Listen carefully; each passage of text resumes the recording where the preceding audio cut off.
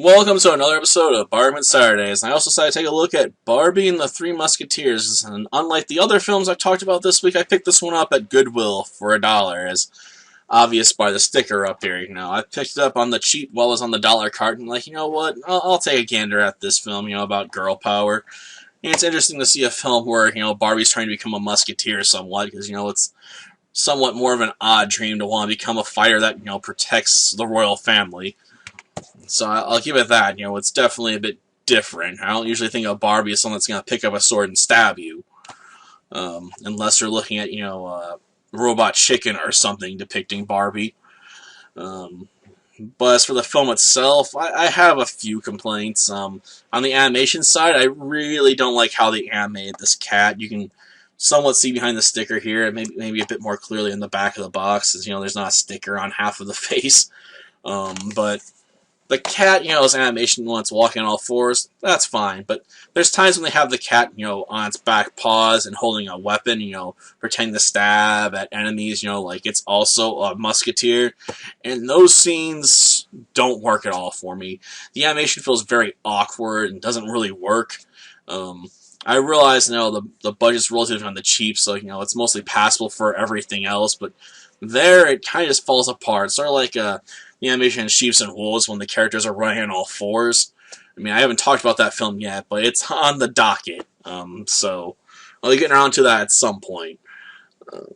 But yeah, the animation there is very off-putting. Otherwise, it's all right. It's passable. It's nothing amazing, but it's a direct-to-DVD movie. What do you really expect on the animation budget? It's not going to be super high, obviously. As for the characters themselves, well, they spend a lot of time on Barbie's character Corinne, but her three friends they show down there, which aren't even musketeers at the start of the film, which makes me wonder why it's called Barbie and the Three Musketeers somewhat. They become musketeers, but usually, you assume with the Three Musketeer bit, they were musketeers to begin with, but no, they're cleaning staff at the same castle Corinne eventually starts working at. And they all dream of becoming musketeers, but they're all told they can't do it because they're girls. But my problem with them is that they have very little in terms of scenes, so they get very little personality. It's not to say they don't have any personality, but they're mostly defined by their hobbies.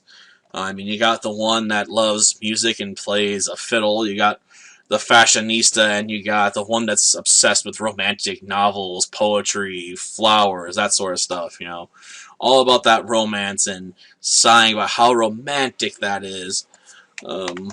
Which I guess I shouldn't play so negatively, but it's so stereotypical that's hard not to feel a bit, mad about, considering this film has Barbie trying to become a musketeer that protects the royal family from assassination plots, which they actually do protect him from in this film, because he's about to be coronated king, and they have to save him because the men are too incompetent to do the job because his uncle's out to get the prince, before he become the king. So, yeah, it's just a awkward choice and a hobby to be obsessing about the romantic angle, I suppose, there. But otherwise, it's a passable film.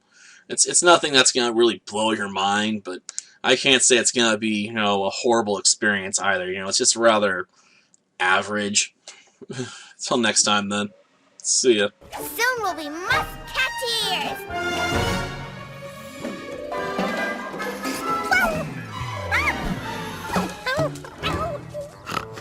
Musketeer? More like musk-catastrophe.